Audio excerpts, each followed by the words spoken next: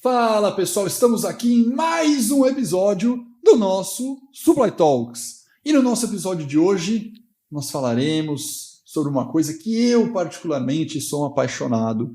Nós falaremos sobre ambidestria. E talvez você não saiba o que é, por isso que você está aqui, por isso que eu estou aqui, por isso que a Vera está aqui comigo, para falar sobre esse tema que é tão importante e tão apaixonante. Vera, em um determinado momento você passou por uma negociação interessante com o fornecedor, né? É um processo grande que você me contou sobre força de vendas, né? No campo ali trabalhando para vocês. E eis que ele chegou, você tinha um contrato com ele, e eles chegaram para você e falou: estou cancelando o contrato. Conta como isso aconteceu. Exato. Ele apresentou para a gente o contrato, ele falou, olha, essa operação está sangrando, ela não é mais financeiramente viável para mim, eu vou precisar entregar o contrato, porque não está parando de pé. Naquele momento eu não poderia abrir mão, daquela força de vendas. A gente sabe que é um canal realmente bastante machucado, muitas vezes a gente paga por performance, e a performance não estava acontecendo. E na hora eu falei assim para ele, olha, o CFO da empresa, eu falei assim, eu não estou acreditando que você vai me trazer esse contrato e tudo que você tem para me dizer é que você vai pedir o distrato. Eu esperava de você realmente alguns cenários aqui possíveis para a gente discutir. E ele realmente contestou essa possibilidade do distrato, e aí eu na hora falei para ele o seguinte: eu imagino que você tenha dentro do seu território brasileiro, que você vai fazer força de vendas, não só para o Itaú, mas que você faz para várias outras empresas, você passa pelo menos por 30% ou 40% desse território para várias outras empresas. E na hora me surgiu uma parceria com uma empresa de telecom, porque a gente sabe que em muitos desses locais a gente também tem força de vendas de telecom sendo vendidas. E aí eu fiz essa proposta para ele. Eu imaginei, ele não estava esperando por isso. Acho que a última coisa que ele estava esperando é que eu dissesse isso. Acho que ele imaginou que eu fosse contestar, que eu fosse querer discutir, que eu fosse entrar em multa, ou até entrar no DRE dele. Eu falei, vamos fazer o seguinte, vamos trabalhar uma parceria conjunta aqui, a gente reduz o nosso custo para operar, você maximiza a sua margem, não é possível que a gente não tenha uma saída. Ele virou para mim e falou o seguinte: eu acabei de ver que eu não estou falando simplesmente com uma mesa de compras, e sim com mulheres de negócios. Foi muito bacana, porque imediatamente ele passou a mão no telefone, ligou para alguns contatos dele, falamos com algumas pessoas, alguns executivos do Telecom também, para que a gente pudesse organizar essa parceria. Fizemos muitas discussões, inclusive logística, de logística, porque você tem que olhar a arquitetura end-to-end, e foi muito bacana, porque isso para mim me colocou numa cadeira, não só de um profissional de compras, mas como se eu estivesse ali como CEO da empresa. Que solução eu quero buscar para aquele negócio que não estava dando certo? Então eu acho que é isso, é um pouco ir além daquilo que você realmente se propõe a fazer. E o projeto deu certo. E deu super certo. E foi assim, pra gente, uma virada de páginas grande, sabe? E no fim, logicamente, sem entrar em valores, mas para ele foi vantajoso economicamente. Sim. E para vocês também ou não? Para a gente também. Também teve economia aqui. Sim, porque você reduz. E eu costumo dizer, eu fui em alguns eventos no exterior também, em 2019, e você vê que no exterior isso acontece muito, né? As empresas vão muito para o mercado em conjunto para fazer negócios. E aqui no Brasil a gente não tem essa cultura. Exatamente. E é uma cultura que a gente precisa desenvolver mais. Que é justamente aqui, a cultura de você fazer uma inovação. De inovação. De você fazer parceria. De você estabelecer e sair de um roteiro de operação clássica, né? De falar, qual que é a operação? É o negociar, fazer um bid, né? Eu faço um bid aqui com os meus fornecedores, negocio, faço um contrato, faço um SLA, assino um contrato com um contrato. Não cumpriu o contrato indicador, ou dá multa nele, ou troca de fornecedor. Essa é uma operação clássica. É isso. Quando você sai para uma questão de inovação, de parceria, de inovação, colaboração com o fornecedor, você vai para uma outra esfera, principalmente dentro de procurement, que apesar de ser falado, poucos fazem, né? Porque você vai para uma outra esfera, que é uma esfera de inovação. É de criar projetos e não melhorar a sua operação e a eficiência da operação. É isso. E é justamente isso que eu poderia começar a falar, que é ambidestria. Exatamente. Né? É sobre isso que a gente vai falar, como que a gente consegue fazer a operação e a inovação andarem ao mesmo tempo dentro das nossas empresas.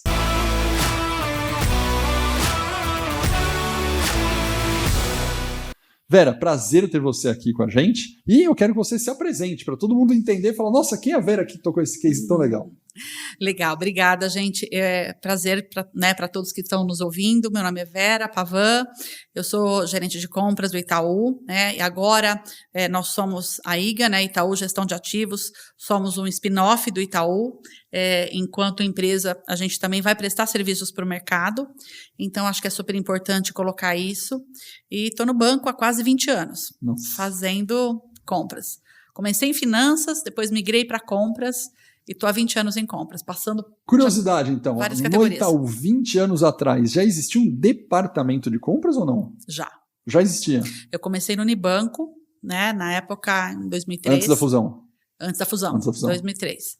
E na ocasião, o Pedro estava deixando o conselho, assumindo a presidência do Unibanco, e a gente começou uma reestruturação muito forte no banco. E na ocasião a gente contratou uma consultoria importante, e a gente entrou com muito método, muito strategic sourcing, muito trabalho. 20 anos atrás. Há 20 anos atrás. O que eu, como faço benchmark de mercado, não era tão comum assim, né? Há 20 anos atrás a gente tinha muita empresa que não tinha área, né? Com esse nome formal, com diretor, diretora, head, não tinha. Muita metodologia aplicada.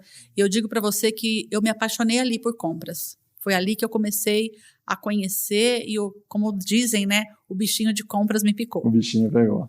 Muito bom. E nós vamos falar sobre ambidestria hoje. Como que você, Vera, classifica, né, contextualiza, como que você dá um conceito sobre ambidestria para todo mundo? Bom, ambidestria nada mais é do que buscar essa habilidade, né, conseguir equilibrar o dia a dia, né, a rotina operacional com aquilo que você pode trazer de inovação, né? É claro que existem muitos desafios, né? A gente tem desafios, eu diria, culturais, né? Eu acho que tem desafios organizacionais, existem desafios de pessoas, né? A gente precisa realmente ter pessoas ali engajadas com o tema, abertas para isso e preparadas também para isso. E a gente tem um contexto todo para que a gente consiga fazer, né? Então, como que você no dia a dia abre mão muitas vezes de uma demanda que é urgente, que é importante, para você pensar num projeto futuro. Então, acho que equilibrar isso é a chave de tudo, né? Como que você aqui, fazendo o trabalho presente, já começa a pensar no futuro como que você quer enxergar aquilo. Então, eu diria para você que não é nem só em projetos as demandas que a gente atende para as áreas de negócio, mas no teu dia a dia mesmo, na gestão que você faz, né? Na informação que você quer gerar para o futuro, para que aquele dado, aquela informação te dê insights para você tomar decisão e para você criar isso em projetos. Então, eu acho que é como você olha essa amplitude.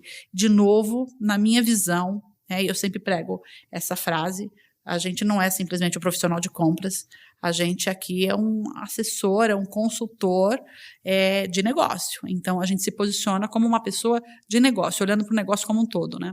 Perfeito, perfeito. Ambidestria é um nome que é interessante porque é uma palavra que já é antiga, né, conceito antigo, mas que ao mesmo tempo ele está ganhando relevância agora, né? Sim. É interessante que você fala, nossa, talvez se a gente comparar com coisas mais simples e falar, nossa, a pequena empresa do Sebrae já existe há muito tempo, aí virou empreendedor que virou startup, né? Como se fala, no fundo é a mesma coisa, né? Uma empresa pequena é startup porque tem uma série de características. É como se a gente tivesse isso na ambidestria, porque sempre foi necessário você ter inovação ao mesmo tempo que uma ótima eficiência operacional, né? Uhum. E agora esse conceito vem ganhando mais força de ambidestria. Acho que a curiosidade desse nome de ser ambidestro, né? Nós que somos apaixonados, Brasil, né? Brasileiro por futebol, por exemplo, Sim. Seria a capacidade de falar, nossa, eu consigo chutar com a perna direita e com a perna esquerda com a mesma competência. Exato. A única diferença é que no futebol, ambas você está chutando no gol. Né? Mas quando a gente fala de ambidestria no âmbito de competência, é como se a perna direita conseguisse ser super eficiente e focar, por exemplo, em curto prazo, e a perna esquerda é um passe que você dá mais longe, né? Para quem joga videogame, talvez entenda, né? Você joga videogame ou não? Nada? Não, nada. No videogame, quem joga, por exemplo, PlayStation ou qualquer outro videogame, né? Xbox, tal, você tem um botão, né, do chute para o passe curto e um botão do chute para o passe longo e um botão para o chute a gol. São botões separados, né? Não é o mesmo botão, né? Então, tipo, você tem um botão que você aperta passe curto, outro botão passe longo, outro botão que você aperta chute a gol, né? Então é como se fosse isso, né? Tudo é a perna que está chutando, mas cada botãozinho tem uma eficiência. Você acha que é fácil ser ambidestro ou é difícil ser ambidestro?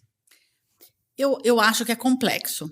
Por quê? Porque ao mesmo tempo que você tem que ter, né, uma competência do ponto de vista ali mais racional, mais pragmática, mais objetiva, para aquilo que você realmente precisa entregar com curto prazo e aquilo realmente é importante porque é o run, né, é aquilo que move a empresa, você também precisa ter criatividade. Você precisa, né, como é que você explora, né, esse pensamento criativo, como que você busca, e a gente tem falado muito também sobre uma palavrinha que é nova, sobre a literacia tecnológica, né, como que você busca hoje isso, porque cada vez mais é necessário. Então, essa questão das novas tecnologias, elas vieram para ficar.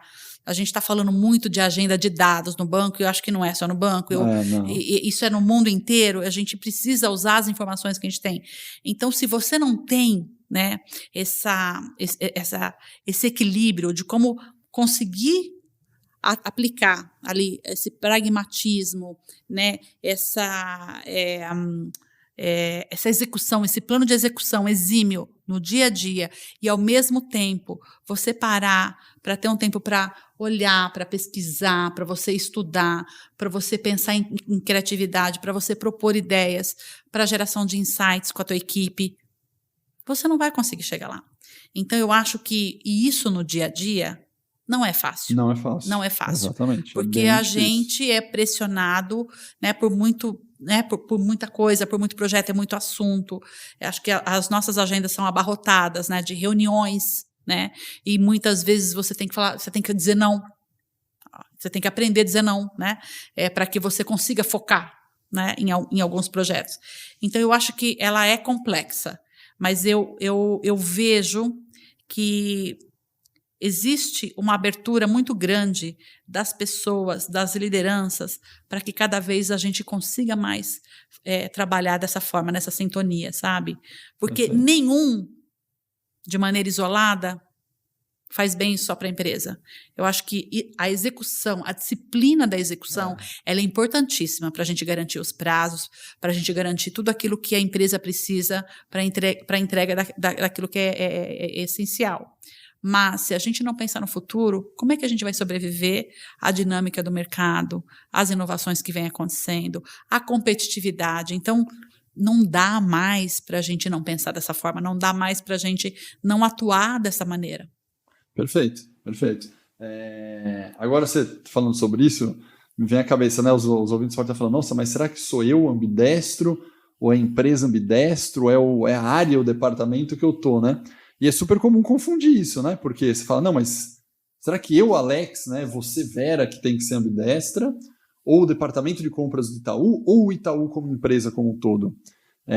E, na verdade, não tem essa resposta. Na verdade, existe ambidestria para todas. Existe ambidestria individual, existe ambidestria do grupo que você está, do time que você pertence, e existe a ambidestria da corporação como um todo, né? Perfeito. Inclusive, quando você trabalha ambidestria dentro das organizações, o correto é trabalhar nas 3 esferas, né? No time, na corporação como um todo e no indivíduo. Sim. Né?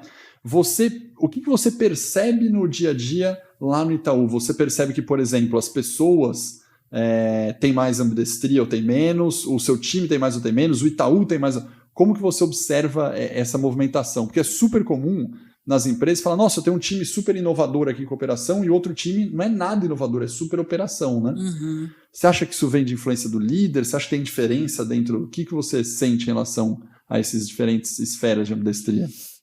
Então, eu acho que tem um conjunto de coisas. Eu posso dizer de um pouco de característica pessoal. Falando de indivíduo, eu sempre fui uma pessoa que sempre gostei de fazer algo novo.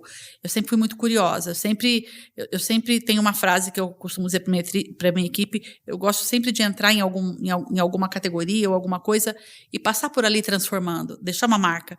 Então, eu costumo dizer que é isso que faz a diferença para a gente. É isso que vai nos elevar a outros patamares, né? Então, eu acho que isso é importante. Quando eu olho para a organização, a ambidestria começou a ficar claro para mim esse tema em 2020, quando eu iniciei o mestrado. de competitividade e supply chain na FGV. E lá a gente começou a falar muito sobre ambidestria organizacional. Eventualmente sobre exploration, exploitation, exato. Né? E foi ali que eu me deparei, né? E até quando eu fui pegar, por exemplo, os desenhos, né? As metodologias todas que o Itaú aplica, falei, cara, isso aqui é ambidestria. É isso aqui, tudo que a gente faz no dia a dia. E talvez eu não tivesse discernido sobre a palavra, mas a forma como a gente já atuava, né, já era uma vanguardista. Então, assim, olhando para aquele modelo, foi muito fácil perceber. Né, quando a gente fala do Cubo, por exemplo, o Cubo é uma unidade de inovação apartada, que o banco criou, né, para realmente... Falando como corporação, perfeito, exato. Um ótimo exemplo. Então, acho que o Cubo, ele foi realmente ali uma organização que foi criada para, primeiro, apoiar, né, obviamente, um conjunto de empresas, né, mas no fim do dia, para que outras empresas, e assim como o Itaú também, se sirvam, né, daquelas inovações que estão sendo construídas, né? Então, acho que tem um apoio muito grande do próprio Itaú, né, de outras empresas que também. Que foi um dos pioneiros, inclusive, né? Quando eu lembro, assim, de criar, né, o Cubo do Itaú, que ficou super famoso, eu lembro que as outras empresas não tinham essa estrutura toda, né? Exato. Aí o Itaú fez isso, né, meio vanguardista, digamos assim, depois começaram a outras empresas, lógico, já existiam os coworkings, né, alguns lugares, mas não com o conceito do Itaú tem o seu hub de inovação. De startup, né? Foi um dos pioneiros a fazer isso. Exato. E aí eu comecei a perceber. Então, eu até estudei, né, todo esse desenho, todo esse método do Itaú para o mestrado e fui entender que, nossa, a gente já faz isso. Perfeito. Mas aí é que eu fui me conscientizar do que a gente já fazia, de fato era isso. E aí eu comecei a realmente poxa, eu quero estudar mais sobre isso, eu quero me aprofundar sobre o tema, como é que eu levo isso para a minha equipe, talvez de maneira mais transparente, mais clara, com mais método, sabe? E cada vez mais melhorando a abordagem do tema, né? Perfeito. Então, acho que foi um pouco disso que a gente começou a fazer e eu percebo muito isso no Itaú. Perfeito. É muito legal esse exemplo. Vamos analisar ele, que ele é muito legal, ó. Quando a gente fala dessa ambidestria, realmente o Itaú criou, né, esse hub como Cubo e continuou com a sua operação. Há estudos, né, várias coisas de pesquisa que são feitos, testes, etc., que mostram que uma das formas de ser ambidestro corporativamente é você separar, né, a parte que é responsável por novos projetos, novas ideias, novas empresas, startups, etc., grupos de inovações, da sua operação. Porque alguns estudos mostram que se você tentar fazer isso junto, a área de operação não prioriza isso, ou a área de inovação ela é contaminada pela operação e você vai acabar deixando aquilo secundário, você acaba não assumindo riscos que você poderia assumir, porque a operação tem um legado muito forte em relação a isso. Sim. Então, se eu pego o modelo corporativo do Itaú, foi uma ambidestria que estruturalmente separou o Cubo da operação comum. Sim. Né? Você acredita que numa corporação, e agora eu vou pegar outros exemplos, você pega a Magazine Luiza, por exemplo, criou o Luiza Labs, né? Sim. Então você tem o Luiza Labs, está lá, se eu pego a concorrência de vocês, foi lá e criou o Habitat, né? Sim. E aí começaram a criar essas lógicas todas. Você acredita que, corporativamente falando, é possível fazer em um lugar só, ou você acha que realmente é melhor você separar, que tem um resultado mais rápido ou melhor, quando você separa a estrutura? Eu não acredito que existe uma receita única que dê certo. Eu acho que o ambiente que foi criado para o Cubo, para fomentar a inovação, ele foi super importante, não só para o Itaú, mas para todo o ecossistema. O ecossistema é isso aí. Do próprio Brasil. Uhum. Eu acho que de lá para cá, o que surgiram de startup, o que as pessoas começaram a querer inovar, empreender, né, foi um negócio absurdo, foi exponencial o que a gente tem crescido de volume de empresas e de empreendimentos e tudo, de negócios, né? Então, eu acho que isso é algo que talvez, de alguma maneira, era necessário a gente fazer. A gente tem muito que automatizar no Brasil. A A gente tem muita coisa. Acho que a gente tem uma série de indústrias. A gente fala de indústria 4.0, indústria 5.0, mas a gente tem muita coisa para fazer ainda do ponto de vista de digitalização, de automatização, de agenda de dados. A gente tem muito para fazer. Eu acho que esse fomento foi super importante para nos apoiar nessa evolução.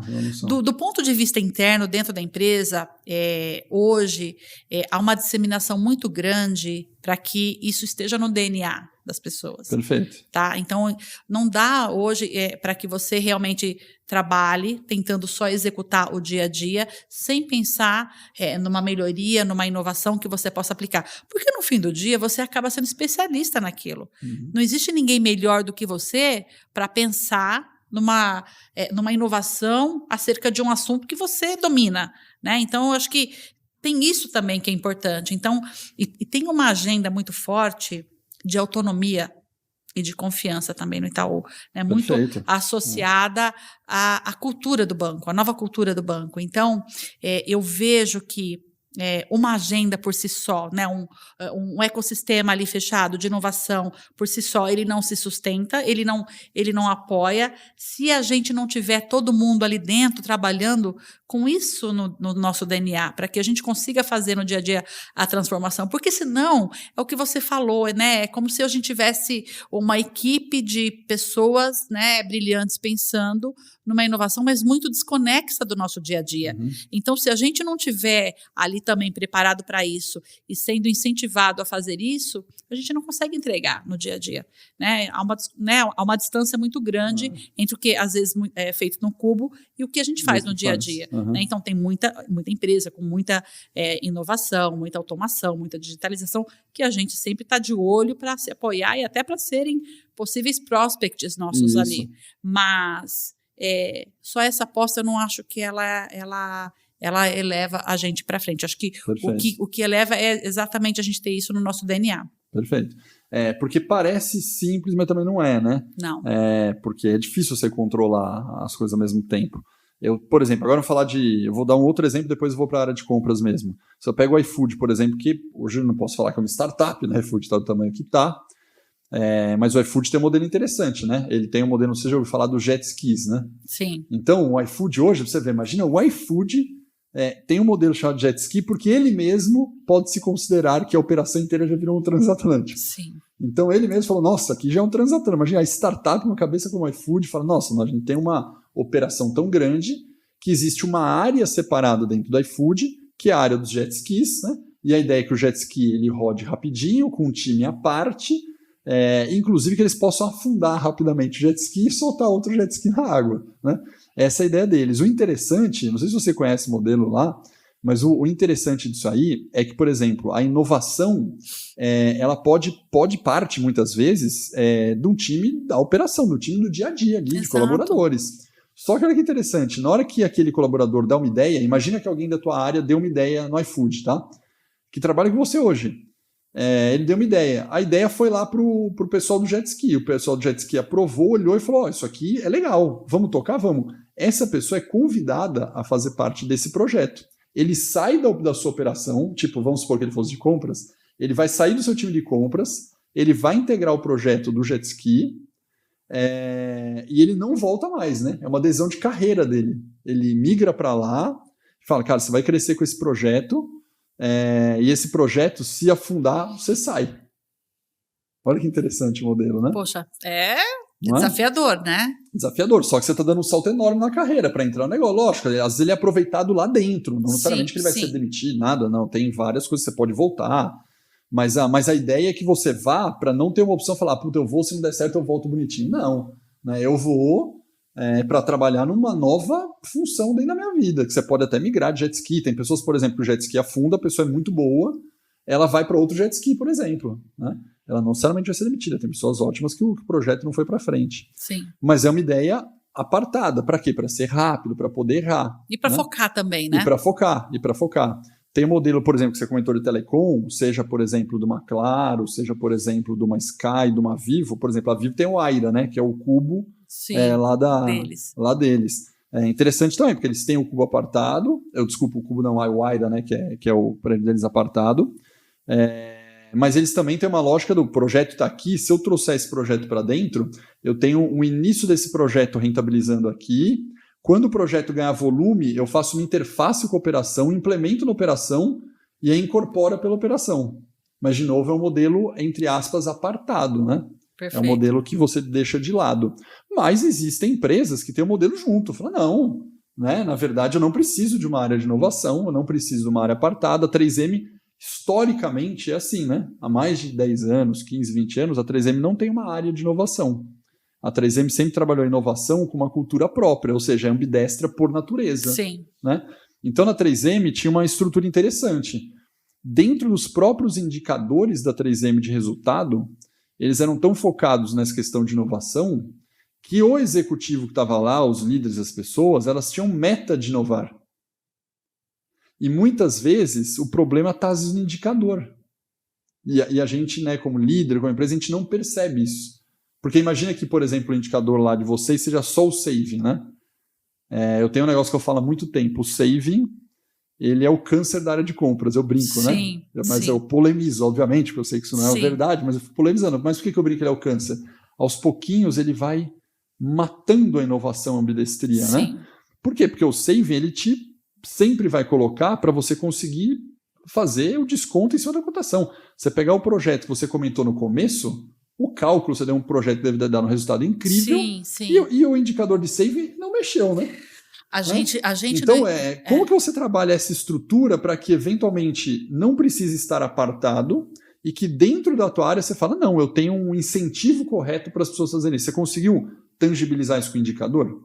A gente tem uma meta, né, que é uma meta que a gente chama de transformação. O quanto a gente transforma, né, os projetos que a gente tem, enfim. E aí, de novo, não é só do ponto de vista daqui para fora, do que eu atendo, das demandas que surgem ou dos projetos que a gente cria. Por quê? Como é que funciona?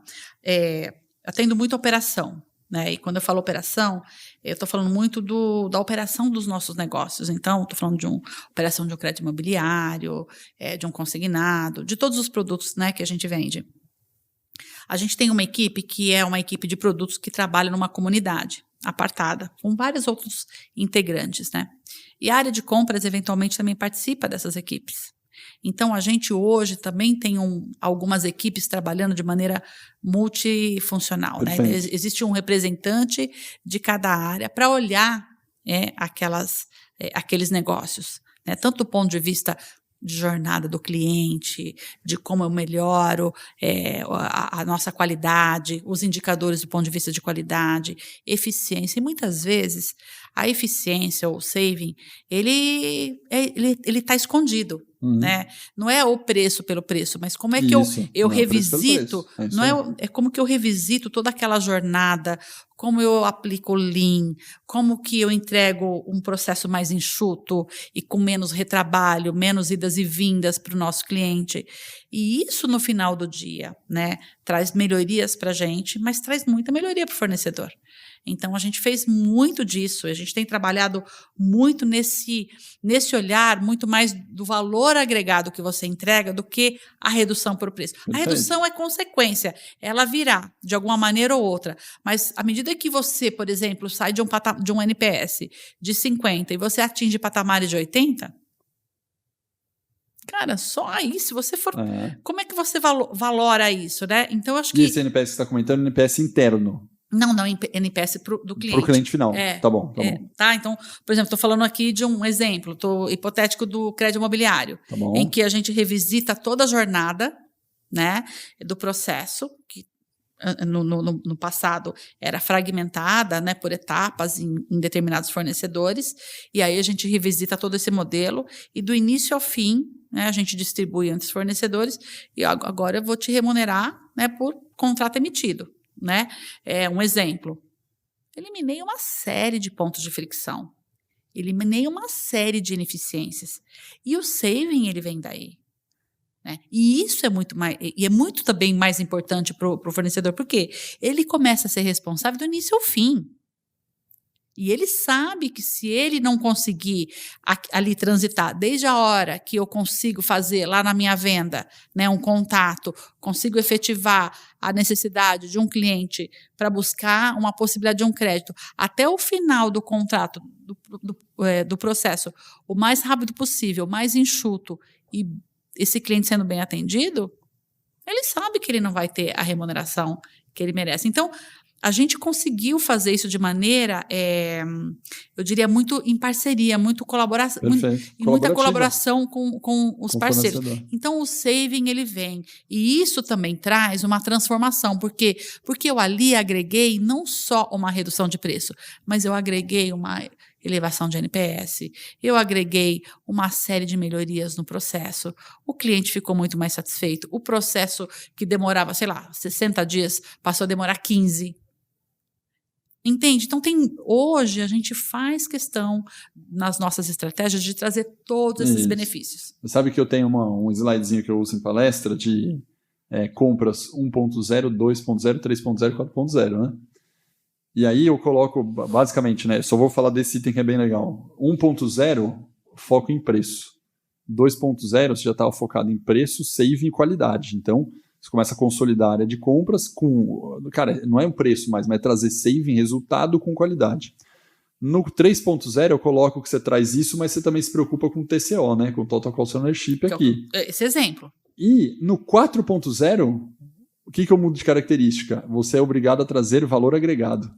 Então, o meu slide está no 4.0 é valor agregado.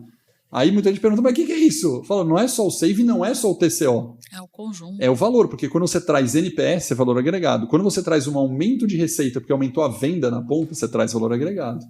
Quando você traz uma economia de alguma coisa no cliente, você traz valor agregado. Time to market para o cliente. Então, time to market para o cliente, que eventualmente aumenta a venda, que eventualmente aumenta a margem, você traz valor agregado. E esse exemplo é perfeito, né? Você conseguiu, nesse exemplo que eu dou, um pensamento 4.0, né? Sair lá do valor agregado no I. Mas voltando para o gancho, tudo isso porque eu perguntei se você só tinha o save e você corretamente falou, não tenho só o save. Não. Porque se você tiver só o saving, é difícil ser ambidestro. A gente não consegue trabalhar lá. Não dá para ser ambidestro. A gente não consegue trabalhar, é muito, assim, desculpa a palavra, mas é uma visão um pouco míope, sabe? Mas eu uma visão defendo míope, essa visão. É isso? Porque a gente não consegue mais. Que legal. Uma vez que você aprende... Essa frase é interessante. A gente não consegue mais. A gente não consegue mais. Que legal ouvir isso, né? A gente não consegue mais. E a gente recebeu alguns executivos novos na organização e até citando um exemplo como esse, um case, e o executivo perguntou para a gente, nossa, mas é assim que vocês atuam? Vocês fazem isso direto? A gente senta na mesa com a área de operação para a gente desenhar. Né?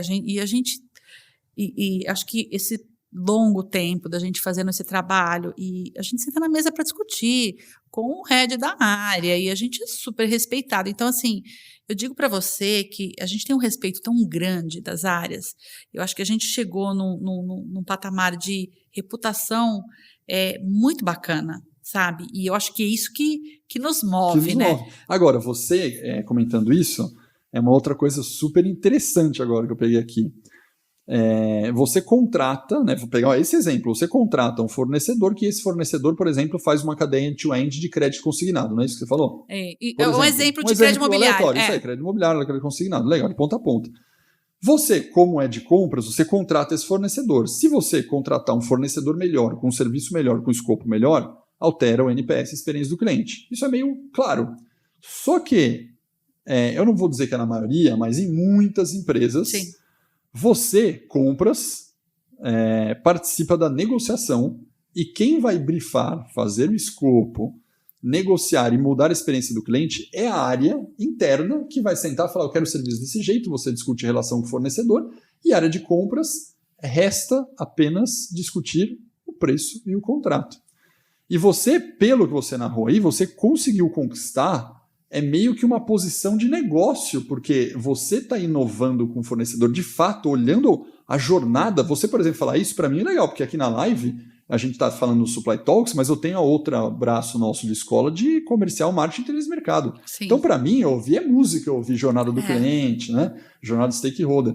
Mas na área de compras é meio novidade, porque ele fala, legal, que eu tenho que contratar, Mas quem vai melhorar a experiência do meu cliente é a área de marketing, a área de produto do banco, e não necessariamente a área de compras. Sim. Como que a área de produto tiver? Agora eu quero entender, tem conflito, não tem conflito? Porque é a área de produto, né, que chama no Itaú, né? Tem uma área de produto que atua nessa comunidade, que está bem lá na ponta. Beleza. E tem uma área que faz a gestão desse produto, que faz a gestão, que faz o interface, a gestão da operação do produto, que faz o interface com o produto e com a gente. Tem essa área aqui é minha área cliente. Essa daqui. Perfeito. Eventualmente, nessa comunidade, como eu te falei, a gente atua com todo mundo, né? E aí, quando a gente está falando de revisitar a jornada no processo como um todo, assim, sinceramente, eu não tenho exemplos para te dar de situações em que alguém ficou com alguma... ciúme, por exemplo. Ciúme ou com algum ego. Não tem. Não. Justo, a gente fez isso com alguns heads, né? E eu sou ali, tô gerente há 20 anos, tudo... de igual para igual. Não, aqui a gente tem que fazer isso. É claro, eu não tenho ali as minúcias, os detalhes de quanto o produto rentabiliza lá na ponta. E não é o meu dia, mas o meu dia é olhar para o processo e falar assim, isso aqui tem um monte de gargalo, isso aqui tem um monte de entrega. Então, começa por a gente olhar o nosso processo. Tem muito custo escondido ali. Tem. Então, olhar para o preço e falar assim, eu preciso reduzir... É um negócio ruim para a gente, é uma agressão, se a gente não consegue ver isso. Eu não consigo trabalhar hoje, é difícil, se a gente não tem aberto essa informação. Então, eu acho que hoje a gente chegou nesse patamar, da gente discutir isso de igual para igual com as áreas. E a gente tem esse respeito. Então, lá a gente trabalha de maneira muito conjunta. Muito legal, porque realmente por meu benchmark aqui, não é comum, né? É comum a área de compras, por mais que faça um excelente negócio, focar, não de maneira... Lógico, tem muita área de compra hoje pela maturidade do Brasil, de grandes empresas, que já não é somente tirar o pedido e fazer a negociação. Você já entra lá no Strategic Sourcing, escolhe fornecedor, faz todo o processo. Agora, alterar um processo de prestação de serviço, né, melhorar o processo de prestação de serviço, já normalmente fica com o stakeholder cliente interno. Sim. Né? Então, vocês conseguiram conquistar um negócio muito legal nisso aí. Muito legal. E tem também uma outra vertente que a gente fala muito e que acho que ficou muito mais evidente na pandemia, que é a questão do risco. Então, no passado, muitas vezes as áreas, elas escolhiam, né? Eu quero ir mais com esse fornecedor, mais com A, mais com B, mais com C. E a gente começou a fazer um trabalho muito forte de visão 360, né? E quando você fala 360, é tudo, né? Desde do risco financeiro, reputacional, e olhar para tudo isso. Acho que foi até objeto da minha palestra no 18º Fórum. Eu fui falar de uma agenda de risco. E a gente tem essa visão 360, e isso também fez com que cada vez mais... a gente tivesse uma agenda muito forte para falar com os executivos, porque no passado eles escolhiam, hoje eles perguntam, posso crescer com esse cara? O que eu tenho que fazer com esse daqui? Dá para fazer determinado projeto com esse daqui? Por quê? Porque a gente hoje tem uma visão muito forte desses fornecedores e de uma tendência, né, que pode acontecer, sei lá, daqui a 2, 3 anos. Então, o nosso modelo permite que a gente tenha noção, se o cara que você está dando a mão hoje, que você está assinando o contrato hoje, ele vai estar de pé daqui a 2, 3 anos? Então, isso também é super importante quando a gente fala de ambidestria, porque nada adianta você promover uma inovação se ela não for sustentável. Né? Então, você vai lá, faz um puta projeto, consegue fazer uma super negociação, entrega o saving, e daqui a 1 ano, 2 anos, você realmente... de repente, ocasionou ali uma quebra de um fornecedor. Então, a gente inclusive, tem isso na nossa cultura, né, que é crescer com liderança sustentável. Então, a gente se preocupa muito com isso. Então, também é uma agenda muito forte, essa agenda de risco, para apoiar toda né, os nossos clientes na questão da migração, do contingenciamento. Porque vocês têm pelo tamanho de vocês, né, tamanho gigantesco de vocês devem enfrentar um problema que outras empresas não enfrentam, que é o seguinte: você vai inovar com o fornecedor, legal, mas quando ele ganha, vamos pela expressão que o fornecedor usa, ganhei a conta do Itaú, Uma coisa é ganhar a conta da Live, outra coisa é ganhar a conta de Itaú para atender, né? Sim. O capacity é muito difícil, né? E às vezes ele não vai ter, porque como você está trabalhando na inovação, ele não tem o capacity pronto. Exato. Né? Então vocês acreditam que vão ter que desenvolver não só o produto e o serviço que você está comprando com ele de inovação, mas você vai ter que desenvolver um capacity futuro. Pensar como que ele escala isso. Isso existe, né, para vocês, né? Exato, e como ele escala de maneira sustentável, para que amanhã a gente também não seja, né, sei lá, que isso não cria um lock-in, que a gente também não cria uma dependência que não seja sustentável, porque ideal que esse cara cresça e a gente fomenta para que os nossos fornecedores, né, que tenham boas soluções, que eles cresçam. Mas a gente também fica muito preocupado. Ele está crescendo no mercado, ele está crescendo só com a gente. Então, ele é muito bom. Ele é muito bom só para o Itaú, ele é bom para todo mundo. Ele é bom no mercado. Então, eu acho que isso é algo que a gente fala muito com o fornecedor também. Perfeito. Né? Então, a gente dá muito esse feedback. Cara, você está crescendo muito comigo, mas se você não começar a olhar para o mercado, daqui a pouco eu vou ter um teto aqui. Por quê? Porque passa de um limite que é sustentável. Porque amanhã, se acontece qualquer coisa, você tem que trocar você quebra o fornecedor. Você quebra o fornecedor. Exato. Então, também tem muito essa coisa de você olhar, né, como isso se sustenta no longo prazo, né? Para que amanhã você não tenha nenhum problema de continuidade do negócio. Perfeito, perfeito. Muito bom. Você comentou de Lean, né, como ferramenta. Às vezes eu brinco, né, para ficar uma figura assim na cabeça das pessoas, né? Quando a gente fala da ambidestria, né, do lado de eficiência operacional versus o de inovação, eu sempre brinco que dá para tangibilizar com ferramentas de mercado, né? Então aqui do lado da operação da eficiência, como se a gente usasse muito PDCA, como se a gente usasse muito Lean, né? Sim. Aqui é Lean, PDCA, né, ciclo de melhoria contínua, Six Sigma, né, sempre melhorando o fluxo, melhorando o processo, melhorando a inovação. Então isso aqui você tem que fazer, você tem que colocar um Lean no processo, tem que olhar um Six Sigma, você vai ter que olhar um PDCA, check, né, galera, bonitinho. Do lado de cada ambidestria, você já pode pensar no design thinking, né? Você fala, nossa, como que eu vou criar um negócio novo, né? Como que eu vou tirar isso do zero? Você pode usar um design thinking, um design sprint, você pode usar um Canva, você pode usar um monte de coisa desse lado aqui que tira. E aí a minha curiosidade de usar essas ferramentas você chega a usar, agora eu quero ir para a prática do teu time, né?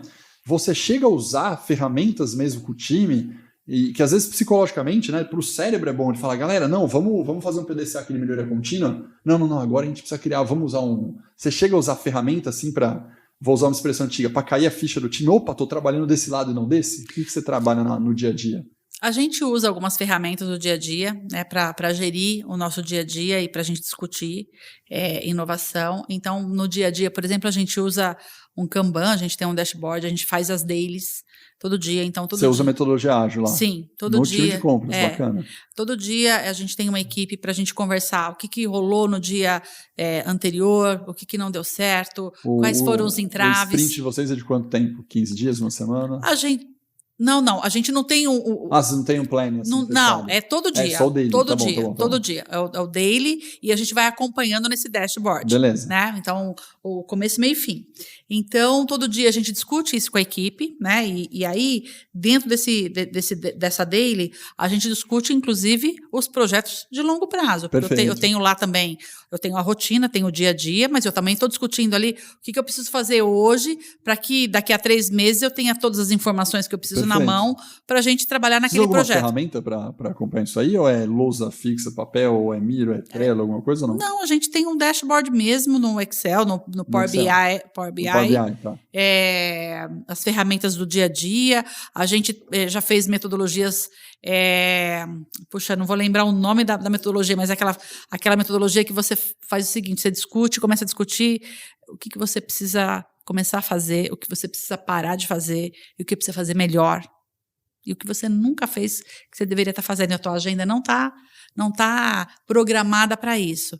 Então, a gente também fez esse exercício, tem feito esse exercício, para que a gente saia do dia a dia, de um monte de reunião, para a gente dizer não quando a gente é necessário, para a gente tentar transformar aquela reunião, numa troca de informação rápida no Teams, sabe? Porque nem tudo a gente precisa de reunião. A gente fica o dia inteiro atendendo reunião, a gente não trabalha. Não trabalha, exatamente. Então, a gente tem essas metodologias. E no dia a dia, eu tenho e aí é um pouco meu, eu gosto muito de ler diversos artigos. Gosto muito de estudar. E eu acabo trazendo um pouco disso para a minha equipe.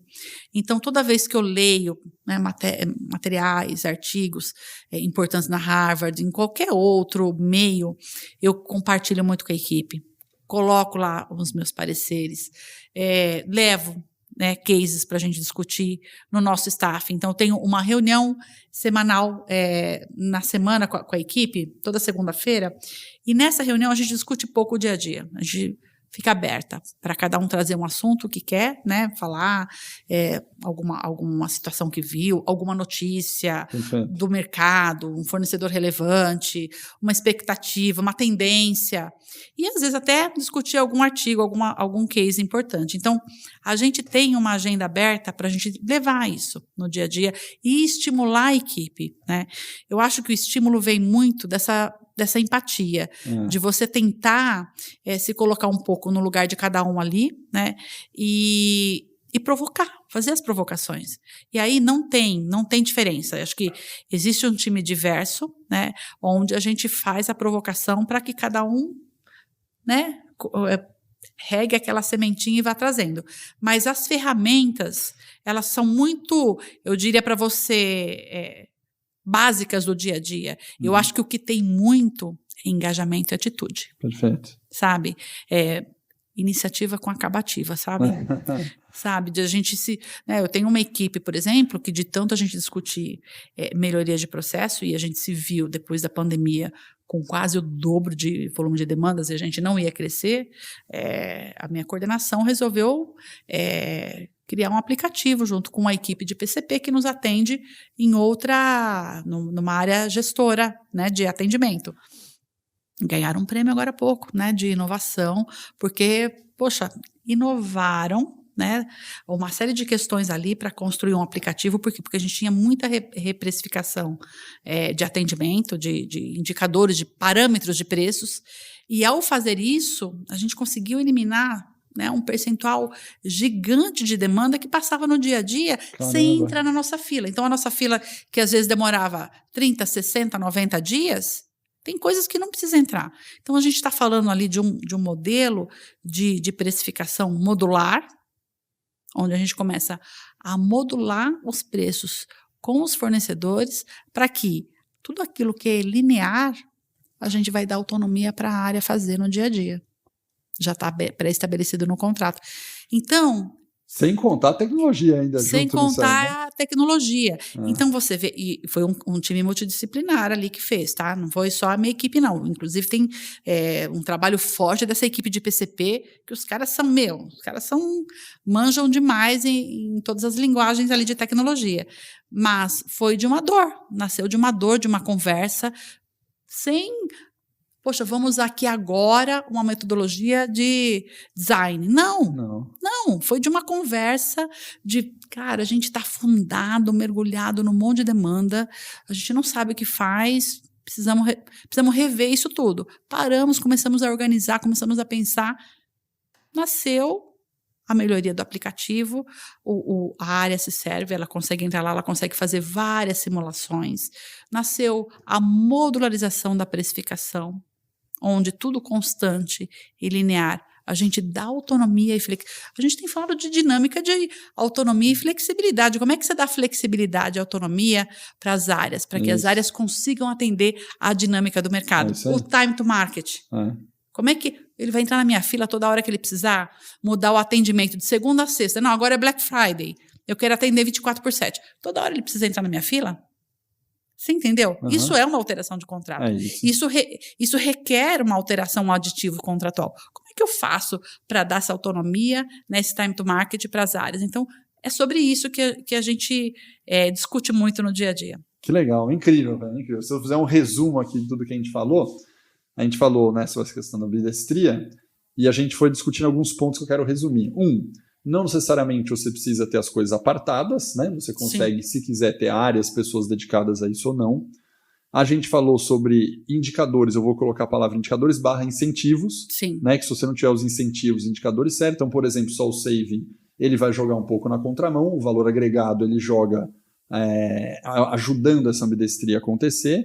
Você falou muito desse engajamento que você faz com o time, ou seja, existe um papel na liderança, que no seu caso você exerce bastante esse papel, de trabalhar essa ambidestria na cabeça das pessoas com estudo, convencimento, e não necessariamente precisa seguir metodologias e ferramentas muito impositivas, restritas. O que vale, na verdade, é você entender o conceito da ambidestria, engajar, e se usar ferramenta legal, funciona, e sem ferramenta também você consegue fazer. Dá para você fazer. E você acabou estendendo esse conceito também para os seus parceiros, né? Nem vou chamar de fornecedores, vou chamar de parceiros. Parceiros estratégicos. Né? Você acabou estendendo esse conceito para eles, também trabalhando em conjunto com eles, incentivando que eles possam fazer, por exemplo, uma inovação maior, um capacity maior para eles. Então você acabou não trabalhando somente na tua equipe, né? Você acabou trabalhando também isso nos parceiros como elemento estratégico.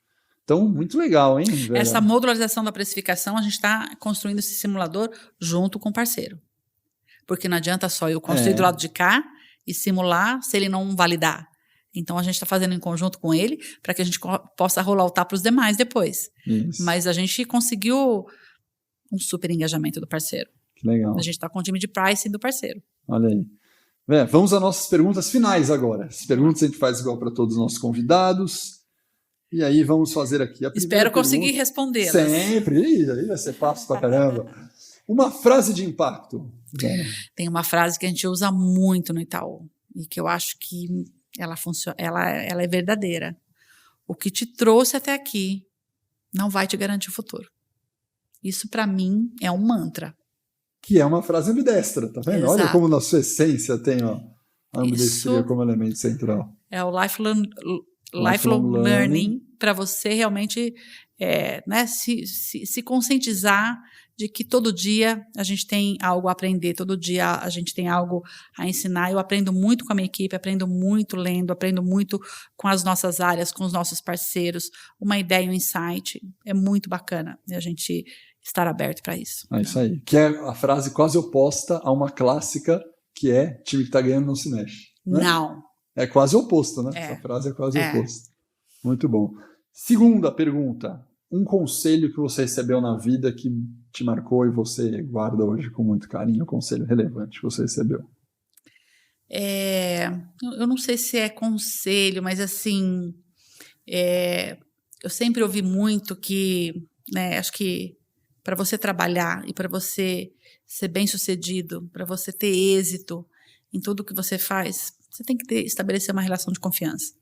Eu acho que, acima de tudo, acho que a relação de confiança ela é extremamente importante em qualquer aspecto, né? Seja ele corporativo, seja ele no pessoal, né? Então, eu acho que, para mim, é a chave de tudo. Eu acho que quando existe essa confiança, existe esse respeito, o resto você vai ali administrando, vai refinando, vai lapidando e você consegue chegar lá. Acho que você consegue ter êxito em tudo. Eu acho que essa relação, de confiança com a sua equipe, com a sua liderança, com os nossos parceiros que são super importantes e que nos apoiam, no dia a dia para que a gente consiga elevar os nossos negócios é extremamente importante. Então, eu diria para você que, para mim, a palavra-chave é essa. Confiança. Agora, então, eu acho que eu vou te fazer uma pergunta difícil. Eu quero que você fale uma competência que todos devem dominar. E por que é difícil? Porque você só pode falar uma, não pode ter duas, nem três, nem quatro. Uma só competência que todos devem dominar. Olha, para mim, é essa capacidade de você se reinventar. Todo dia. Eu tenho 54 anos, eu estou há 20 anos no mercado e eu continuo com a mesma vivacidade, com a mesma motivação que eu tinha quando eu entrei no banco, né? E eu acho que essa capacidade é super importante, de se manter jovem de espírito, de querer sempre fazer o novo, de querer sempre entregar o seu melhor. Eu acho que se reinventar a cada dia é super importante. Eu concordo 100%. Essa aí eu gosto. Próxima.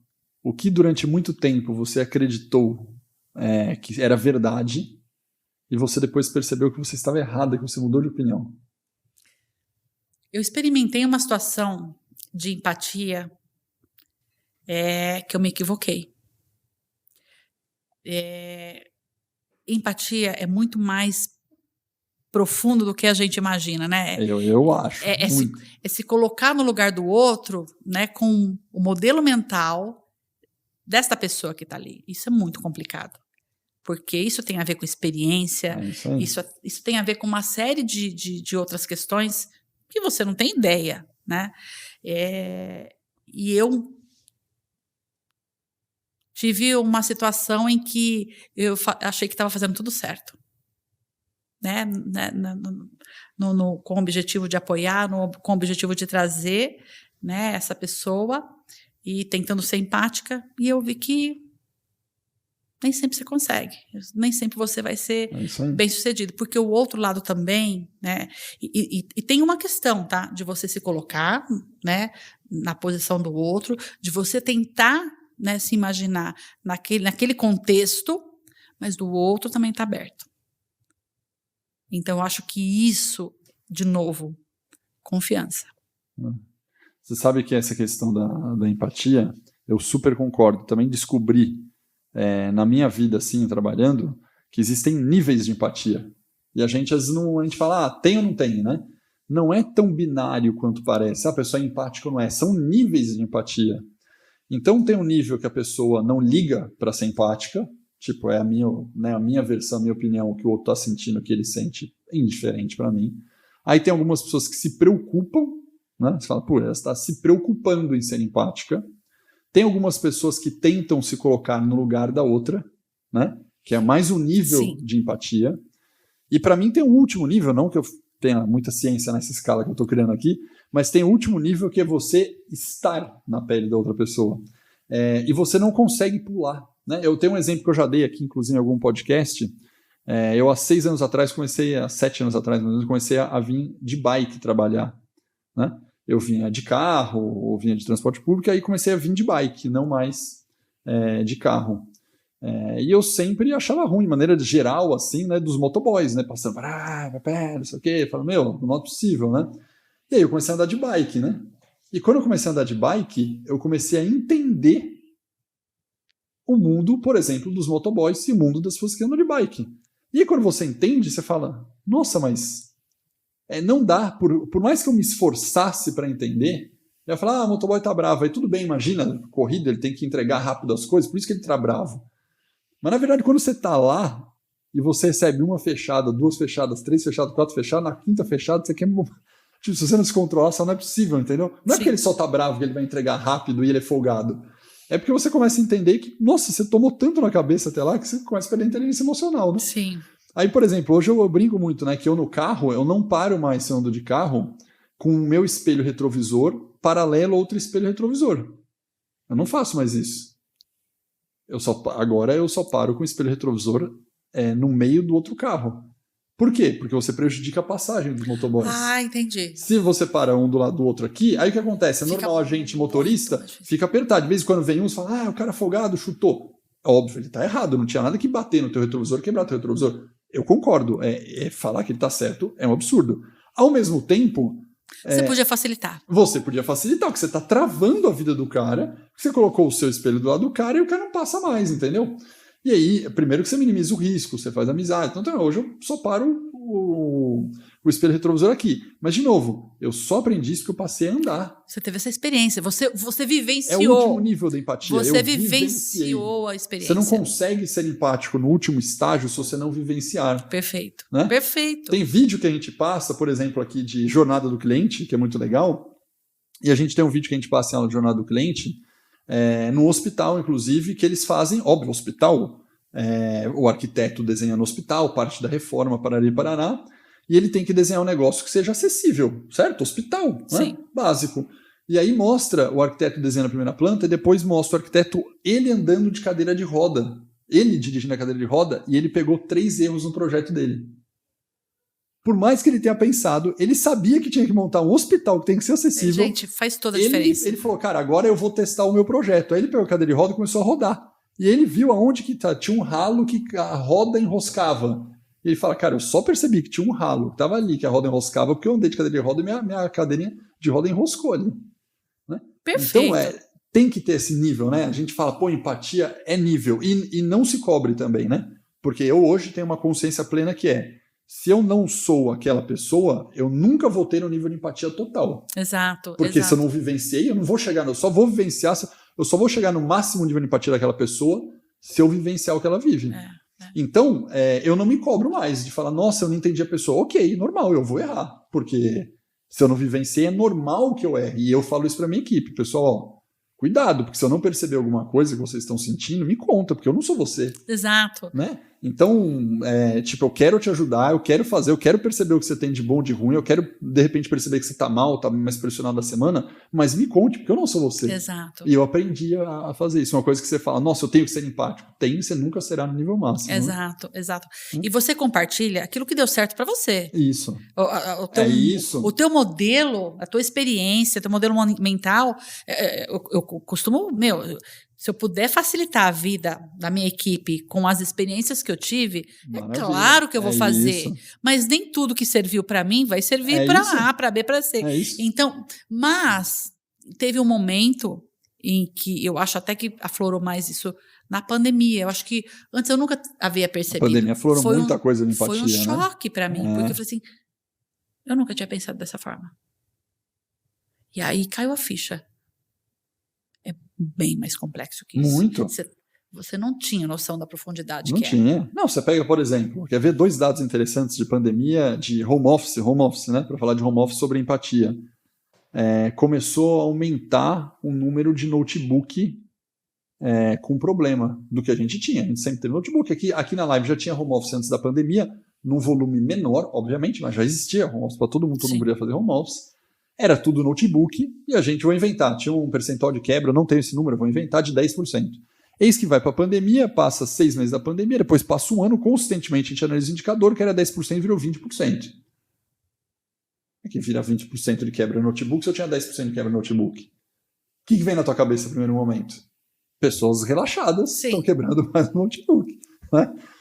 E de fato, algumas sim, mas aí você começa a entender o seguinte, o cara tá levando o notebook para casa, volta para casa, levando para casa, volta para casa. Você já tem o risco, o cara transportava menos, o cara transporta mais. Muito mais. Aí beleza, até aí você fala, toma cuidado, né? Sim. Aí você via pessoas que derrubaram água e café no notebook. Você fala, pô, toma cuidado, tá certo, você tem que dar bronca, toma cuidado. Mas aí você desce no nível de empatia e percebe o seguinte, a pessoa não tem na casa dela um escritório. Sim. A pessoa... Ela se arrumou, se organizou da forma como que deu. Tem. Ela simplesmente tá jantando, tá comendo no mesmo lugar que ela trabalha. E aí o risco de cair alguma coisa de alguém da família é maior. Exato. Porque ela não tem outro lugar para trabalhar. Você fala, aí teve notebook que estourou por superaquecimento. Aí você fala, que absurdo, né? Por que precisou de superaquecimento? Aí a gente foi descobrir que as pessoas não tinham mesa para trabalhar e elas trabalhavam com o notebook, com um travesseiro e o notebook em cima. E aí dava superaquecimento e estourou os 2 notebooks, porque a pessoa não tinha mesa para trabalhar. Aí você fala, nossa. Tipo, né? Aí você pega aula online ou home office, você fala, pô, a gente até comentou de abrir câmera, né? Abre câmera, fecha câmera, abre câmera, fecha câmera. E a gente percebeu que fala, nossa, tem que abrir a câmera, né? Melhor para aula, né? Só que na hora que você entende percentual de pessoas lá, você vai ver que a pessoa está fazendo a aula, cara, com a família inteira junta e a família está passando, a mulher ou o esposo, tanto faz, se arrumando lá atrás e ela não pode deixar a câmera aberta. Aí você fala, não, abre aí, você tem que participar. Não, mas não dá, porque ela só tem, cara, mora num cômodo, né? É verdade. Aí você fala, caramba, né? E você não tem noção disso. Não tem noção, né? Então são coisas que a gente só quando vai a fundo que a gente vivencia, que você realmente enxerga. Última pergunta pra gente fechar. Ai, meu Deus. Última pergunta, velho. Ela é fácil, mas pode ser difícil. Uma música especial pra você que você recomendaria pra gente colocar na nossa playlist aqui pros alunos. Ai, meu Deus. Uma música. Ela pode ser fácil, mas é difícil. Isso é muito difícil. Uma música só.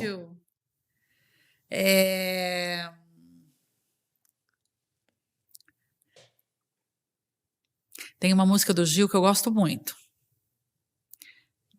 Tempo Rei. Tempo Rei.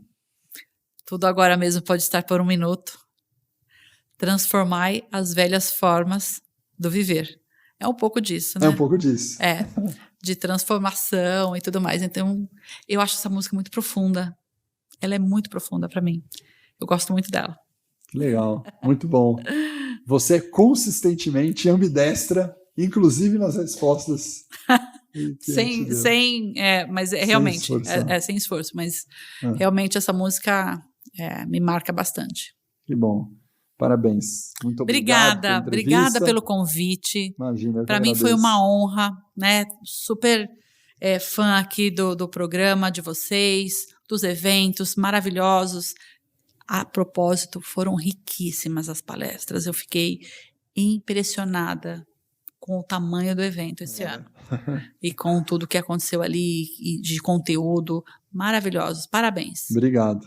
Muito parabéns. Pessoal, agradeço mais uma vez aqui a Vera e vocês, um bate-papo incrível aqui sobre ambidestria. Se você não é ambidestro, vale a pena estudar e mais, vale a pena praticar isso no seu dia a dia, remodele as coisas que você faz para você conseguir configurar essa competência tão importante. Para quem gostou, pessoal, compartilhe esse conteúdo, basta compartilhar em todas as redes sociais, em todos os agregadores de streaming, beleza? Um abraço e até o próximo Supply Talks. Tchau, tchau.